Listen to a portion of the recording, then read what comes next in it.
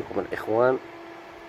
بالنسبه للبوست اللي كنخدم به، شحال من واحد سولني قال لي شنو النوع ديال البوست اللي كنخدم به. كنخدم بهاد لينكولن 150 اس انفرتر الكترونيك، شي حاجه مزيانه. وهاد البوست هذا الا بغيتو تشريوه غادي نخلي لكم اللينك تحت الفيديو. الثمن ديالو جديد راه كيتراوح ما بين 6500 درهم حتى 7000 درهم. واللي عنده شي واحد في برا مثلا يجيبوا له اوكازيون، يجيبوا له راه يتقامع له بديك 3500 حتى 4000 درهم، ولكن شي حاجه مزيانه.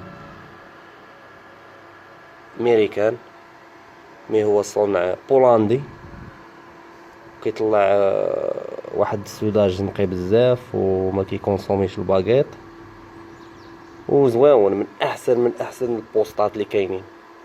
مكلاسي لا بروميير في لو موند من مورا ديك جي اس فرنسا.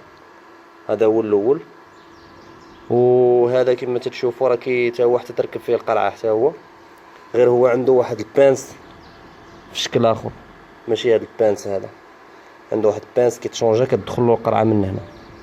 داك البانس كيدير الثمن ديالو تقريبا شي 100 ديال الاورو. المهم غادي نديرو دابا واحد السوداج رابيد هنا باش تشوفوا كيفاش غادي يجي.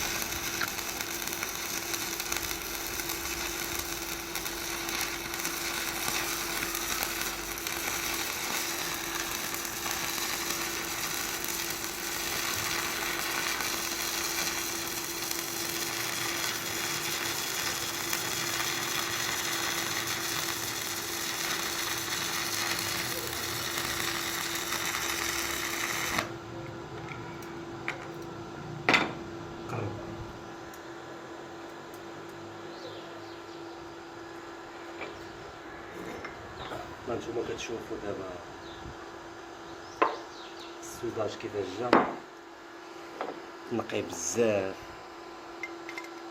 ما كيخلي لا طشاش لا حتى شي حاجه. شو الباس كي غادي باس واحد شديت ما قطعتش، بوست ما كيسخونش لا حتى شي حاجه. هانتوما تشوفوا الفينيسيون كيفاش دايره.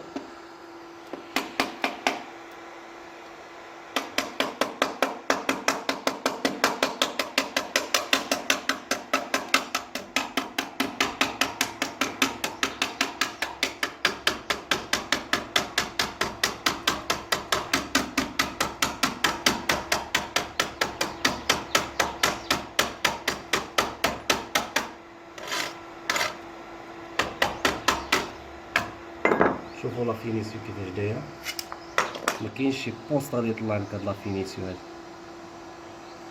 ونزيدك واحد المعلومه، انا راه الدومين ديالي ماشي السوداج، يعني الا كان شي واحد حريفي في السوداج راه غادي يطلع شي سوداج كثر من هاد الشيء هذا. راه ما كنسوديش بزاف، ولكن هاد البوست هذا هو كيعاونك باش تسودي ما يلصقش لك البوست. شوفوا الباس كيفاش طلع بيان سودي بيان فيني نقي، ما فيهش ليترو بزاف، يعني ما تعاودش من موراك بوست سوداج اخر. والسلام عليكم. هادشي اللي غادي نقول لكم.